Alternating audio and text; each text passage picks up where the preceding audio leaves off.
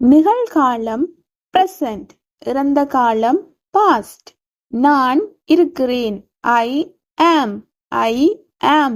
நான் இருந்தேன் I was. I was. I have. I had. I have. I had. I do. I did. I tell. I told. I say. I said. I go. I went. I go. I went. I think. I thought. I sleep. I slept. I eat. I ate. I take. I took. I take. I took. I buy. I bought. ஆங்கிலத்துல இறந்த காலம், நிகழ்காலம், எதிர்காலம் தெரியாதவங்க இந்த வீடியோவுக்கு கீழே டிஸ்கிரிப்ஷன்ல லிங்க் கொடுக்குறேன், பார்த்து தெரிஞ்சுக்கொள்ளுங்க.